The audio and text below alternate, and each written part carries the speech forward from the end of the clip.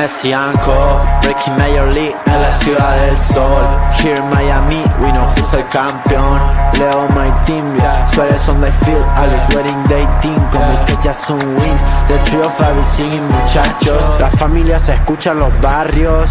Esta camiseta pinky la llevan todos los guachos. Los rookies quedan sin comentarios. Messi ambetea, tiki-taki gol. El estadio Chase bañado en gloria y sudor. Aquí se ama y se respeta el balón. Florida es tu casa, acostúmbrate al calor. Estate listo pa' Messi Anko. Estate listo pa' Messi Anko.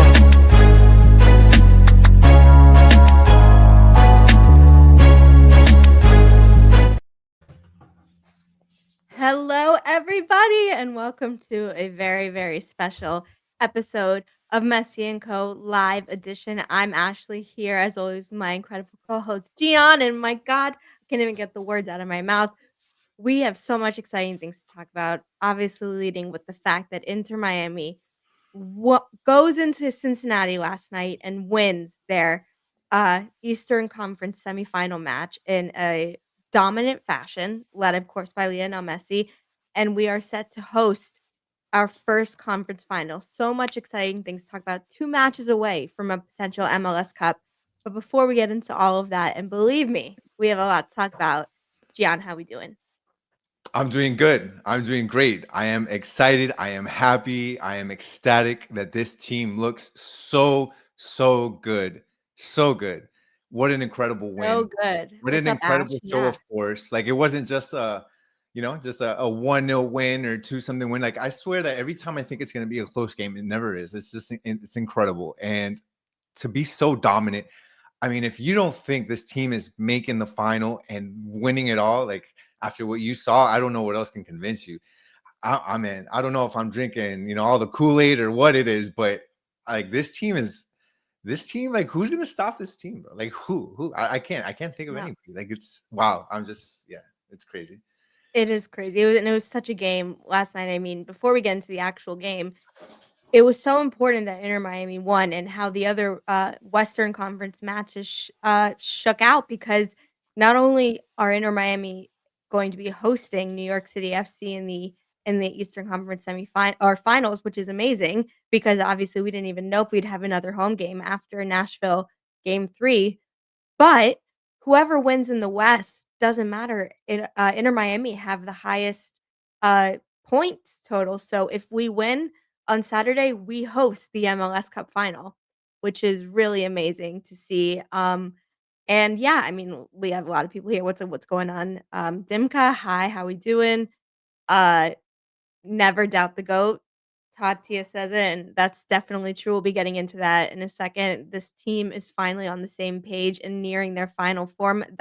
It's true. I mean, look, I won't say that I'm brilliant because I guessed we'd score 4 goals, but I also guessed that Cincinnati would score 2, and they do. Inter Miami were even better than that. I mean, so much to get into, but I'll start with this. John, can you name for the either number 10 or right wing position, can you name 5 players you would choose right now over Lionel Messi in the world? Not even to go out to eat with, like nothing, like no under no category is there anybody that can surpass Messi at this point.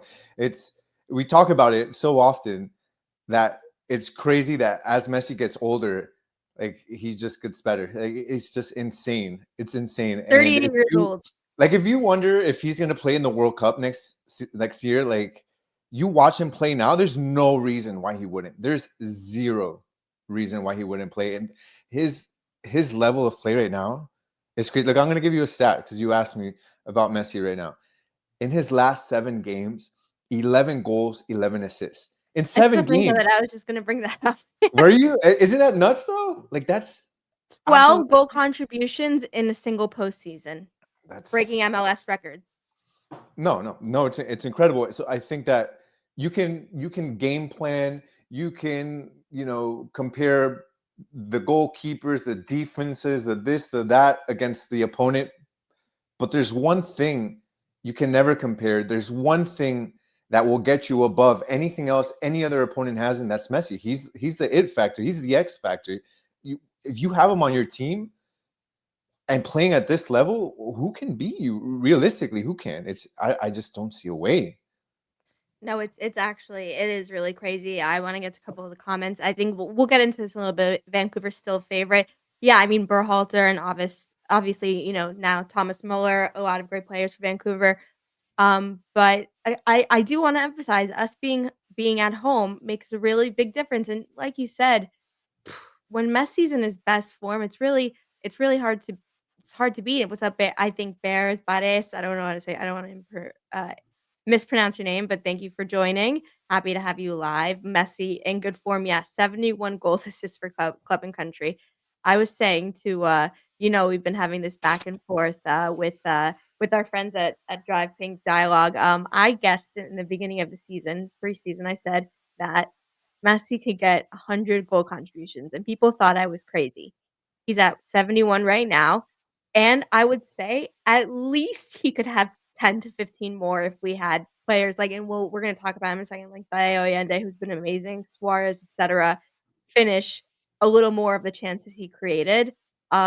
He would be in the 80s, which is just goes to show, like, crazy, but the level he's playing at right now is just absolutely amazing. I mean, Ballon d'Or list, why not? He's still the greatest, why not? And so let's talk about his performance. Let's talk Let's about talk about Vancouver being the favorite so Mhm. far. I want to talk about that Okay, really yes. quickly. Look, let's look at Vancouver's results over the last few games. I just going early into the season, maybe you can talk about it, but just seeing how this Inter Miami team has played as of late, I don't see how you have any other team as a favorite right now. And I'm realistically, I don't think anybody else as a favorite. Vancouver just beat LAFC 2-2. They scored 2 goals. They tied.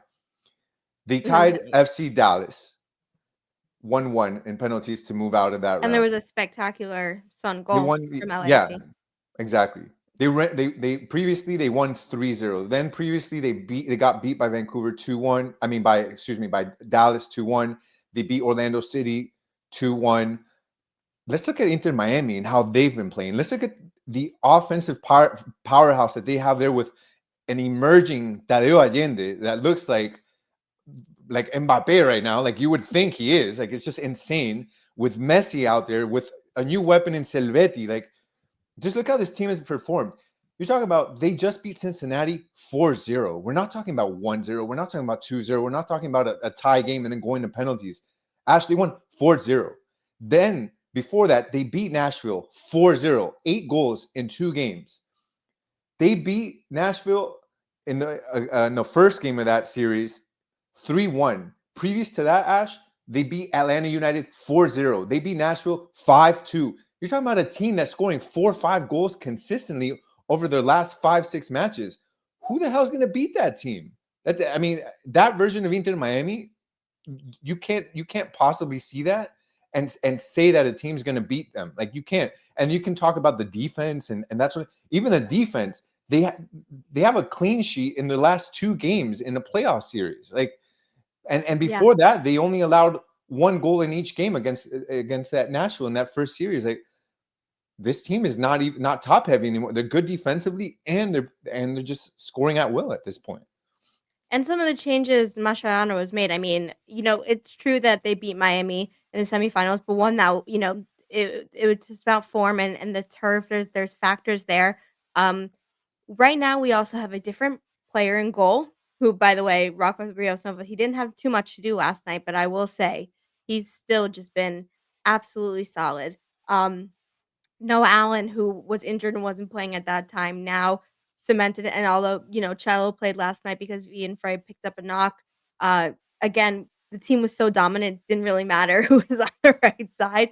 Um, and the biggest one is that we have right now Silvetti, Rodriguez, Rodrigo the Ball, all playing alongside Messi, Tadeo Allende, who now has 20 goals scored for Inter Miami this season across all competition, and Lionel Messi. And so comparing to that match, you're looking at a completely different team right now. Again, I'll say, yeah, they have Thomas Muller. Look, we don't even know who's going to make it out. You never know how that's even going to shake out. We think it's going to be Vancouver, but just to your point, Gian, this Inter Miami team right now is firing on such a crazy level. And with that, like you said, 4-0 dominance. Let's talk about this match. I mean, where do you want to start? I mean, let's It start was from the all beginning. great. This to me was utter dominance by Inter Miami. At the beginning, I think Cincinnati had a few chances, and I believe like the first 15 minutes, minute 11, Evander had a center into Brenner, who got Yeah. that header. He didn't really head it well. Rios no easily got that. Then minute 14, Denke got the ball, had his back to Noah Allen. He was able to spin off of him, got that really good rip from outside the area. Again, Rios Novo easily gets that. But after that, it was basically all Inter Miami. Yeah. After that, Denke rip from outside. 5 minutes later, Messi opens out wide to Silvetti, who's been playing insane on that left wing. Silvetti, the moment that he opened wide to Silvetti, you knew what the play was. We've seen the same thing with Jordi Alba a million times. You knew Usually Messi with was gonna feet, make that though. run in. Yeah, Right now, exactly. he's in his tall boy era. Exactly. So Silvetti gets that ball out wide, puts it back into Messi, who makes a run into space, and a beautiful header gets the first goal for Inter Miami. After that, I think they controlled the game. They did well. They go into they end the half up 1-0. But after Could have that, probably scored 2 or 3, yeah. actually, yeah, I believe Messi had a wide open chance, missed it. I think Baltasar had a good chance as well.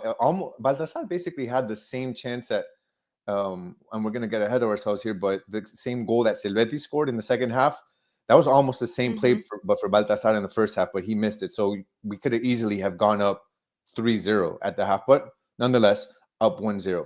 Then we go into the second half, and the second goal for Inter Miami comes in at minute 57 with a beautiful goal by Silvetti. This time, Messi is the one that puts in the assistance to the left-hand side of the box, and Silvetti, beautiful curling shot to the back post. Great goal. Second goal comes in 5 minutes later. Messi, this is what I thought was really cool, to see Messi. You talk about Messi and him walking or running or where he is on the pitch. He was playing defense. He stole the ball like 5 meters outside our own 18. Yep. He steals the ball and then gets the ball back and then puts in an incredible through ball to Tadeo Allende, who we've seen do this consistently. He may not have been outside of the boot, just beautiful. Tadeo Allende gets the ball and just absolutely finishes beautiful. And then comes the fourth goal, which I want to give props to Cello here, because Ian Frey, unfortunately, was not able to play this game. We know he got a knock. He wasn't able to get back in time. Cello comes in, and Cello actually steals the ball for that fourth goal on our side of the field, gets it to Busquets, who gets it into Messi, and that was actually the one with the outside of the foot was the fourth goal. Messi puts a beautiful ball with the outside of the foot. Again, Tadeo Allende running into space. And how many times have you seen this maybe 3 months ago where he's alone with the goalie and you're wondering what's going to happen? I don't wonder anymore. To me, Tadeo Allende gets the ball, and it's like seeing Holland with the ball like in Man City. Like, it's going to go in now.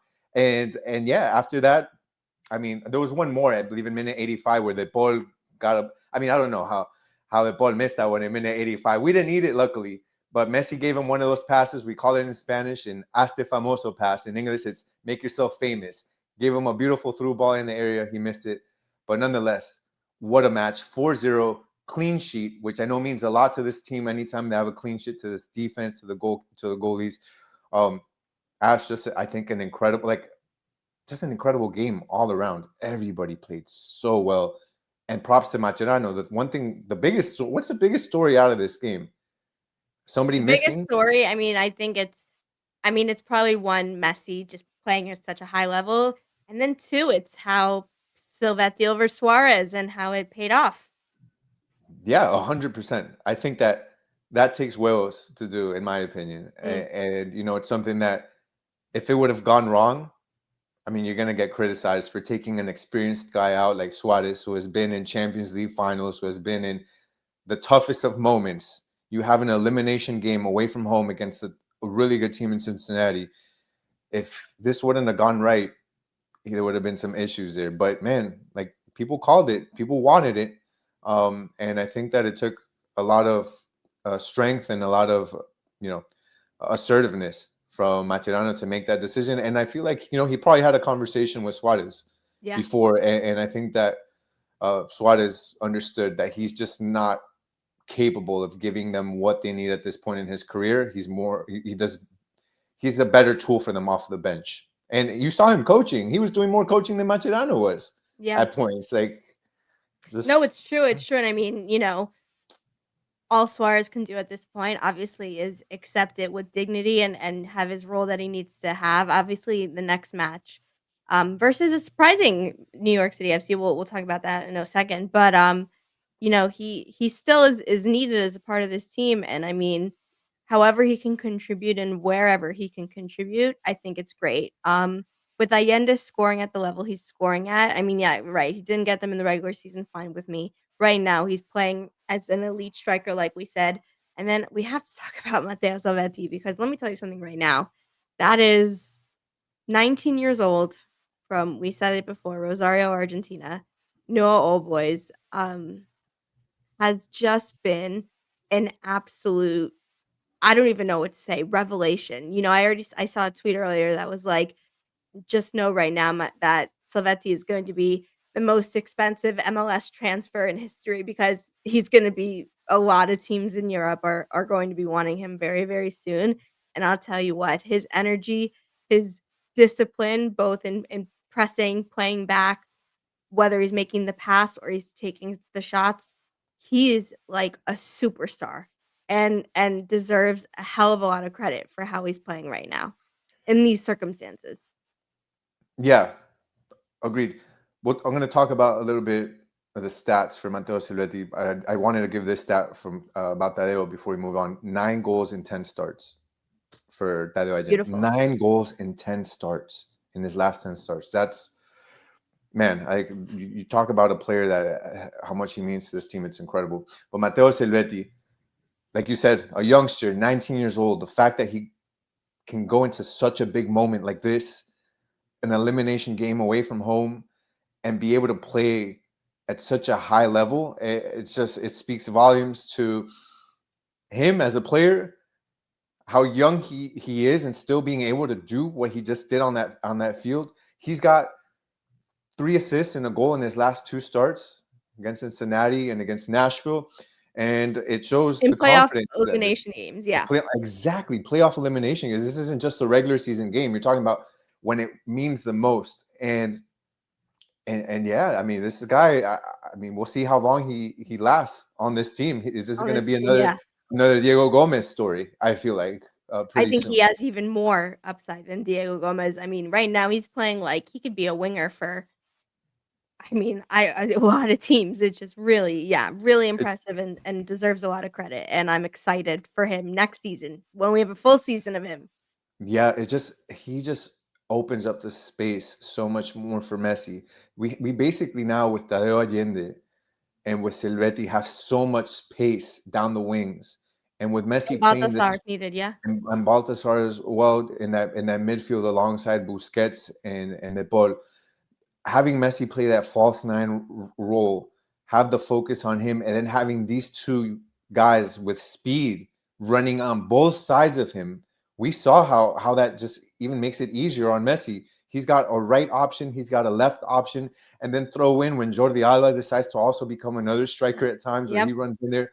I mean, this is something you don't get with Suarez at this point in his career, and obviously it's 2 different things too. They're not center forwards; they're 2 wings that go in, and I love the way this team looks with these 2 guys, and also it helps on the defensive end, them being able to pressure as much as they can, young guys who have legs on them.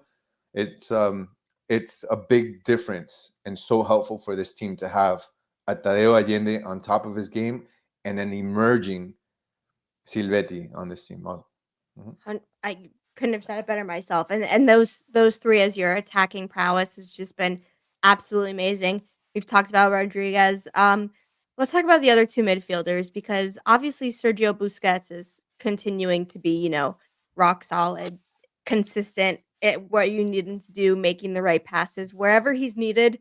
Sergio Busquets still the conductor he's been. Crazy to think he's retiring. Same for Jordi Alba. I know we keep saying that, but it's just true. He's still playing at such a great level. And again, this is not now maybe the third or fourth game in a row where I thought Rodrigo de Paul has been everywhere. He's been in every space you need him to, and whether it's defensive, attacking, transition, has just been, again, that engine, that motor. I feel like I'm repeating myself these last few matches, but the truth is he is really, I think, showing now his level and his consistency and the effort when it's there at a high level. He's a hell of a player. And so just the whole midfield has been perfect to be setting up the likes of Silvetti, Allende, and Messi. And that's why not only are we being dominant on the score sheet, I think we're being dominant in possession and just comfort. The team feels so comfortable in all phases, and like it's just really great to see. Well, I think you see a big impact of this midfield on the score sheet and on this defense. This defense was struggling at times. Why? Because a lot of times they were just caught out of place. This Inter Miami team, a team that plays with a lot of possession, they like to play high up with numbers, basically almost all of them on the other side of the pitch, on the opponent's end of the pitch. So anytime they lose the ball, you're talking about a one-on-one versus Falcone, a one-on-one versus Noah Allen against some Or speedy even guys. Lujan, Ben, or Yeah, Avila. and I think that one of the great things that Mascherano has been able to do is make it easier on this defense by having guys like Busquets and De Paul be more present in that midfield, adding Baltasar to that, basically a line of three that are always going to be present and are always going to be helping out that defense, so they're not stuck and having to go in reverse and getting caught out of position. I think that that's helped tremendously. We've seen also Jordi Alba now be able to have a bit more balance, not playing as high up at times, being able to play deeper and being able to be more of a presence on that defense, especially with a guy like Silvetti, who's taking a lot of that space that typically Jordi Alba would take. I think that all of those things have really made it easier on the defense to operate, have made them look good, they've been able to take care of players that otherwise would be lethal if it wasn't for these adjustments. You talk about against Nashville, like a Hani Mukhtar, for example, or Sam Surge. These are guys that are typically lethal that have given Inter Miami trouble in the past. And in these games, in this last year's against Nashville, they weren't as effective as we've seen them Being in the past. immobilized, yeah. Yeah, and then you talk about now, I mean, Evander. Denke, you talk about Evander, like they didn't look like the guys that you expected them to look like. They didn't have the impact that many said they would have going into this game. I won't say they were 100% neutralized, but they were definitely at least partly neutralized by the way this defense has been playing. Again, we look at just the score sheets.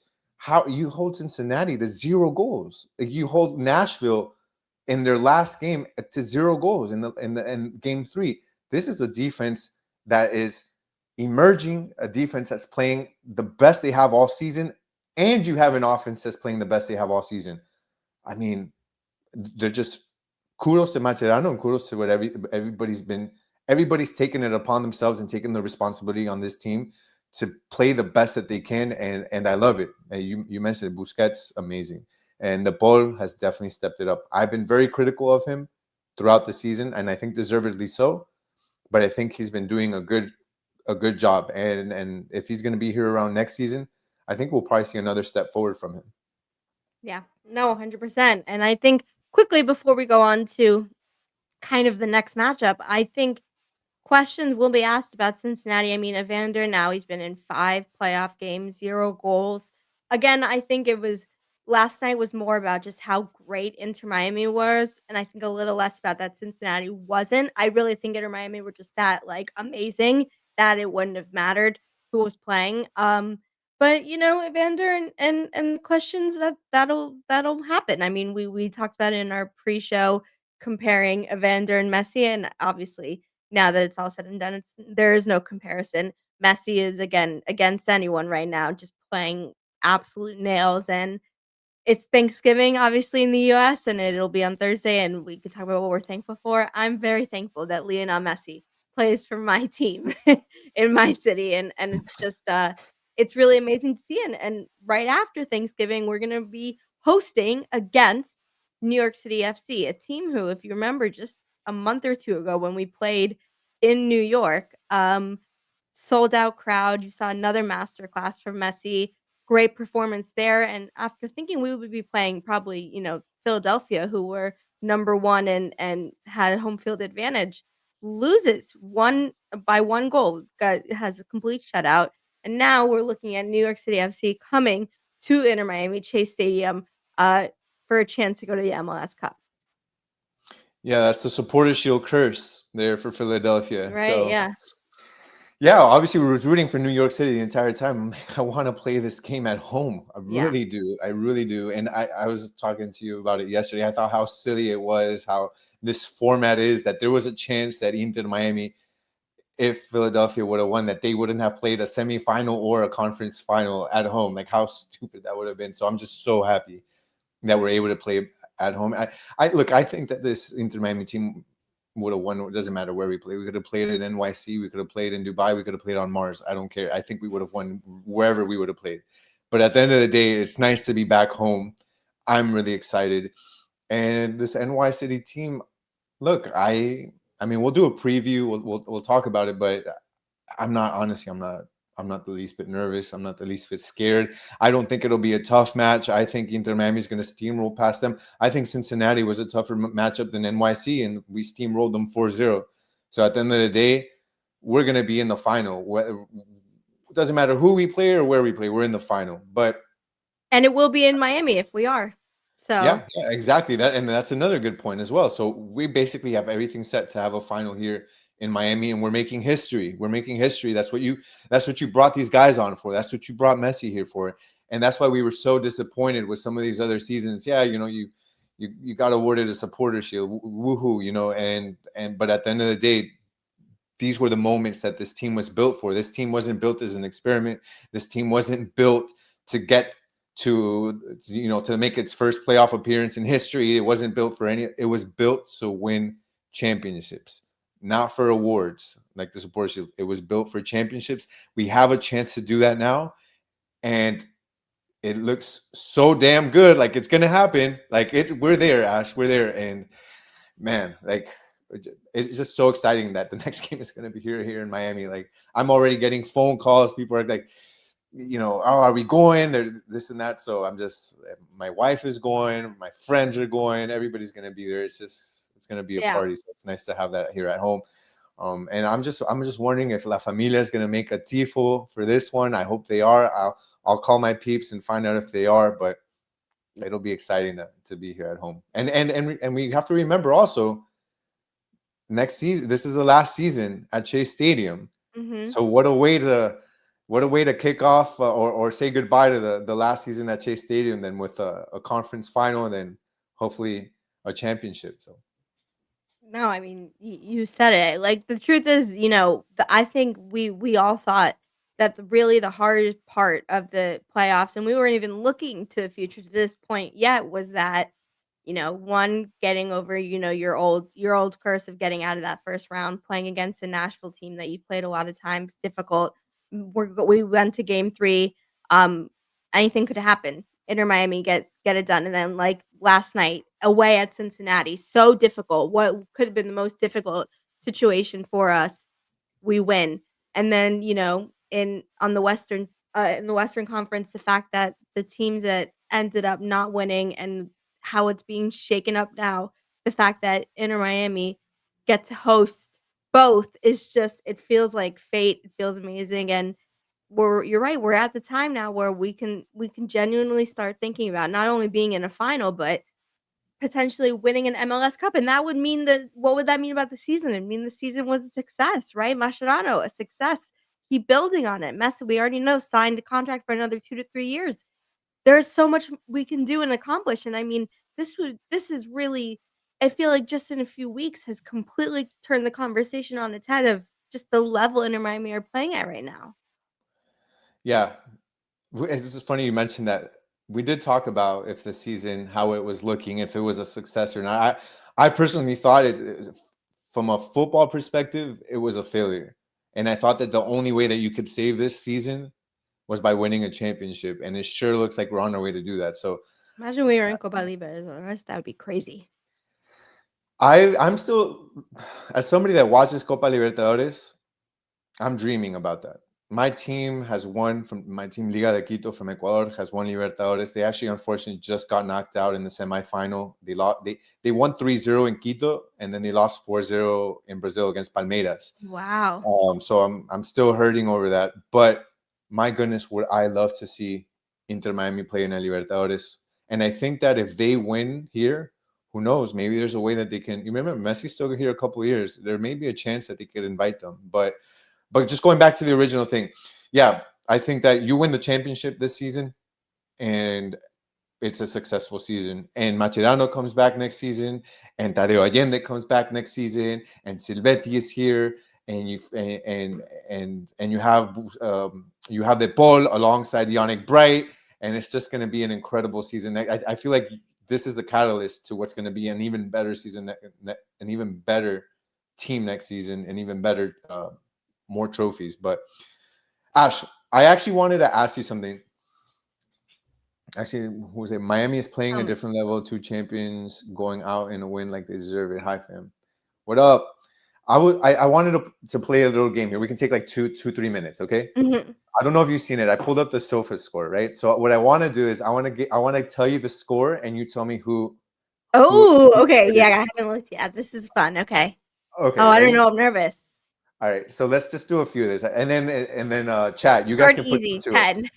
it. All right, so let's start off with this. First, before you say, let's see if anybody says anything in chat. Okay, only one person on the team got a perfect 10 SOFA score rating. All right, who was it? We'll give it 5-10 seconds just in case anybody wants to put it, and then you tell me who it is, Ash. And then we're gonna do a few more. I thought this would be fun. Who got a 10 in the SOFA score rating against Cincinnati? Let's see if anybody says anything. I think this one we know the answer to. I think once it gets harder, maybe we may get some more answers. All right, Ash, who got a 10? Messi. Ding, ding, ding, ding, ding. All right, good. All right, so next. This is where it gets a bit more interesting. And these are some good scores. All right, who got a... Obando. Obando got a 10. Who got a... We have 2 players with a 7.7, which is a good score. 2 players. And I'm going to give you, one is defense and back, one is midfield and up. 7.7. 7.7. Here's just a quick question. Are there higher ones than that out that are available? Actually, okay, so I'll give you another clue. The 7.7 is in the midfield, and he had the highest score in the midfield. I'm not talking about attack. I'm talking about specifically midfield. Rodrigo de Paul, Busquets, and Baltasar Rodriguez. That's your midfield. Which one of them got the highest score, which is a 7.7? Rodriguez? No. No. Busquets. Busquets, 100%. Yeah. Busquets. That was the 7%. Okay, so now. Pretty amazing that he's still doing that and he's retiring. Like, what? And now the other one, we're seeing a few guesses. That's who I was going to say next, but I don't know. You said it was defensive, so maybe not. Okay, so let's do this. From the defense and back, the highest rating from the defense and back was a 7.7. Who got it? Defense and back. Jordi Alba. No. Maxi Falcone. No. Cello. No. Okay, Noah Allen, really? No. Oh, Rios Novo. Yeah, Rios Novo got a 7%. He got the highest. I went through everyone as you could possibly go through. All right, now this is a cool part. Okay, so outside of that, we have obviously Messi has the 10 in the SOFA score. Now we have Tadeo Allende and Silvetti. One of them got an 8.5, which is a really high score. Who got the 8.5 between Allende and Silvetti? Silvetti. Nah. Tadeo Allende. God, Allende? Yeah, Allende got an 8.5. That is an incredible score. And then Silvetti got an 8.1. Like, amazing. Yeah, I mean, Tadeo Allende right now. I mean, we talked about Silvetti, who is amazing and who's like looking like the truth right now. But Tadeo Allende, like you said, right, 9 goals in the last 10 starts or something like that. Yeah, like 9 goals in 10 starts. Absolute nails. No, just think about it. Your attack literally 10, 8.5, and 8.1. That is just, that's incredible. Incredible. And then, I mean, there was in Cincinnati side, you had, I think the highest SOFA score was like a 6.9, and that was Denki. Other than that, I mean, you look at everybody else. Like Evander 6.6. Like they played poorly, and it's not just because they played poorly themselves. It's because Inter Miami made them look really, really bad, really bad. So I thought that'd be fun, right? It was fun, I think. Yeah, well, I wasn't very good at it. Yeah, but you it was gotta fun. It just goes to show, I mean, yeah, the whole team though playing at such a high level, like it's pretty big. So I mean, we know what they could do in that game, and let's just briefly talk about what we think is going to happen in this game that's coming up on Saturday against a New York City FC team that maybe, whether you say it's by accident or by luck or by good form when they need it, has made it to the Eastern Conference Finals, and they're coming to play us. We've played them a lot also over the years and have had some great moments, some not so great moments. The most recent, though, away in New York, was full of great moments. And do we think that that could be replicated this Saturday, if not improved upon? I think that nothing's stopping Inter Miami. Again, I said I don't think it doesn't matter who they play at this point. They're just playing at such a high level. But New York City, I mean, they've got players that you've got to look out for. They have Nico Fernandez playing very well up front. Obviously, Maxi Morales, their number 10, which I didn't know Maxi Morales. I bet. Guess how tall Maxi Morales is? No, like 5'8", 5'7". No, dude, he's 5'3". Oh He, my he is God, really? 5'3". Yeah, he's How tall 5'3". is Messi? 5'7". Messi's 5'7". Okay. And Antonella is 5'2". So basically, Maxi Morales is an inch taller than Antonella, which I was surprising. I was watching him run on that field, and I'm like, that dude looks short. That looks really Yeah, short. but he's good. He plays very well, and he's 38. I believe he's 38 years old, playing really, really good for that team. So you have him, you have Hawk, Wolf, that are good as well. Yeah. I think they have a good team, but honestly, outside of that, like even on paper, this Inter Miami is lengths above this New York City team. Same starting, same lineup, right? I mean, except maybe you'd put Ian Frey in if he's better by then.